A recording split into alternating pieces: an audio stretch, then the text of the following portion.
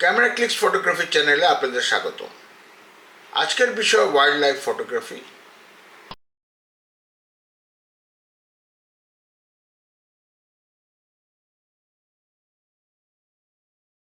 এই wild life ফটোগ্রাফির আমি যুচ্ছই বাংলা প্রতিশব্দ পাই নাই, সুতরাং আমি এটা সবসময় ওয়াইল্ড লাইফ ফটোগ্রাফি হিসাবে আমি কথা বলবো। যদি কেউ ওয়াইল্ড লাইফ ফটোগ্রাফির বাংলা বলতে পারেন আমাকে অবশ্যই কমেন্টে জানাবেন, আমি খুশি হব। তো আজকে এই ওয়াইল্ড লাইফ ফটোগ্রাফির ব্যাপারে কিছু আলোচনা করতে চাই। এটা আমার ব্যক্তিগতভাবে আমি খুবই আমার একটা প্রিয় একটা এরিয়া।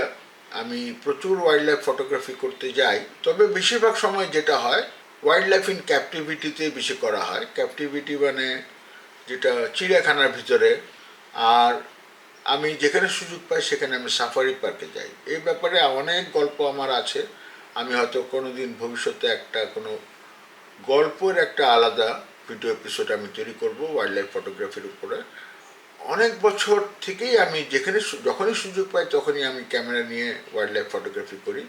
বিশেষ করে প্ল্যান করে যাওয়া হয় সেখানে হচ্ছে সাফারি পার্ক। রিসেন্টলি আমি ব্যাংককের সাফারি পার্কে প্রচুর ছবি তুলেছি, বাঘের ছবি, সিংহের ছবি, গাড়িতে বসে ভিতরে। এটা একটা আলাদা টেকনিক, আলাদা একটা এক্সাইটিং একটা ফটোগ্রাফি।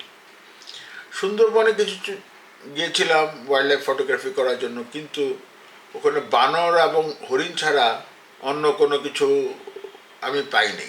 লাওয়া ছাড়া জঙ্গলে গিয়েছে, ওখানেও বানর ছবি ছাড়া আর কিছু তুলতে পারিনি। তো ওয়াইল্ড লাইফ ফটোগ্রাফির জন্য যেটা দরকার সেটা প্রচুর ধৈর্য এবং সময় নিয়ে।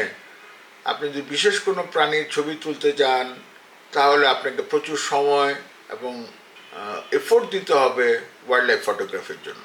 আমি যেটা করি, যেখানে বেড়াতে যাই প্ল্যান করে যে অমুক সাফারি পার্কে অমুক দিন যাব, তার জন্য প্রিপারেশন নিয়ে আমি যাই। এখানেও আমার নন টেকনিক্যাল ইস্যুসগুলো আগে বলি। ওই যে ওয়াইল্ড লাইফ এলাকায় যাবেন সেখানকার আবহাওয়া সেদিন কীরকম থাকবে, আমি সবসময় এটার উপর খুব গুরুত্ব দিই। আপনি গেলেন দূরে কোথাও বেড়াতে, সেখানে যাই যদি দেখেন বৃষ্টি বাদলের জন্য আপনি বেরোতে পারছেন না, সুতরাং এই যাওয়াটাই দূরে ভ্রমণ করাটাই বৃথা। আমার ন্যাচারাল কিছু এক্সপিরিয়েন্স আছে ওয়াইল্ড লাইফের। সেটা হচ্ছে কানাডাতে রাস্তাঘাটে ঘুরলেও, কোথাও যেতে গেলেও আপনি প্রচুর ওয়াইল্ড লাইফ আপনার রাস্তায় দেখতে পাবেন। বিশেষ করে নর্দার্ন পার্টে, শহরের বাইরে যদি যান ওখানে প্রচুর ওয়াইল্ড লাইফ হঠাৎ পাওয়া যায়। আপনাকে রেডি থাকতে হবে ক্যামেরা নিয়ে, যদি যখনই পান তখনই ছবি তুলেন। বিশেষ করে ভাল্লুক, হরিণ, আমি প্রচুর ছবি তুলেছি কানাডাতে। আমি আর সময় ওই ওয়াইল্ড লাইফ ফটোগ্রাফির গল্প নিয়ে আমি আলাদা একটা এপিসোড করব। আজকে আমি আমার সাবজেক্টে আসি। সেটা হচ্ছে যে নন টেকনিক্যাল ইস্যু ছাড়া সেই টেকনিক্যাল ইস্যুসগুলোর মধ্যে সবচেয়ে বড় ইম্পর্টেন্ট হচ্ছে ওয়াইল্ড লাইফের জন্য আপনাকে একটা জুম লেন্স লাগবে। জুম লেন্স ছাড়া আপনি ওয়াইল্ড লাইফ ফটোগ্রাফি, দূরের থেকে ওয়াইল্ড লাইফ ফটোগ্রাফি করতে পারেন। চিড়িয়াখানার কেস ডিফারেন্ট। চিড়িয়াখানাতে আপনার প্রাইম লেন্স দিয়েও আপনি ছবি উঠাতে পারবেন, সেটা কোনো সমস্যা না।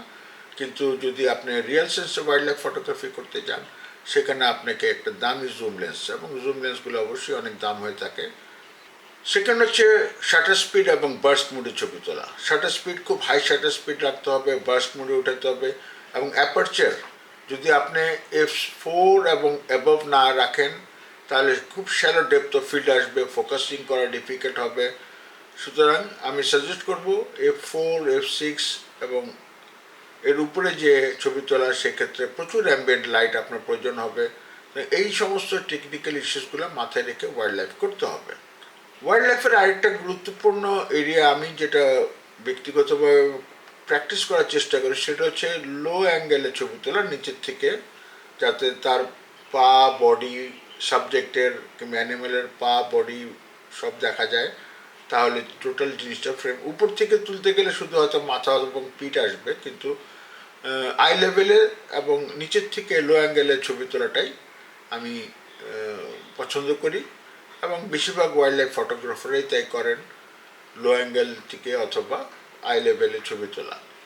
তবে বিশেষ ক্ষেত্রে যদি আপনি মনে করেন উপর থেকে পছন্দ করেন, কিংবা যদি মনে করেন দরকার সেটা করতে পারেন, এখানে কোনো বাধা নেই। তবে নর্মালি আমরা আই লেভেল অথবা লো অ্যাঙ্গেল থেকে ছবি তোলাটাই শ্রেয় মনে করি for wild life photography. Composition, যদি একটা অ্যানিমেল কিংবা একটা সাবজেক্ট আপনার এক জায়গায় বসে থাকে, দাঁড়িয়ে থাকে, সেখানে আপনি কিছুটা কম্পোজিশন হলো আপনি ছবি তোলার সময় অ্যাঙ্গেল অ্যান্ড কম্পোজিশন ঠিক করে নিতে পারেন, ফ্রন্ট এলিমেন্ট, ব্যাকগ্রাউন্ড ঠিক করে নিতে পারেন, কিন্তু বেশিরভাগ ক্ষেত্রে এটা সম্ভব হয় না। সুতরাং ওই জায়গাটা আপনাকে একটু খেয়াল রাখতে হবে। যদি আমার এই চ্যানেলটি পছন্দ হয়, আমি আশা করি চ্যানেলটি সাবস্ক্রাইব করে বেল আইকন প্রেস করে সঙ্গে থাকবেন। যদি এই ভিডিওটি পছন্দ হয়, একটা লাইক করুন, শেয়ার করুন এবং ভিডিওটি শেষ পর্যন্ত দেখার জন্য আপনাদের ধন্যবাদ।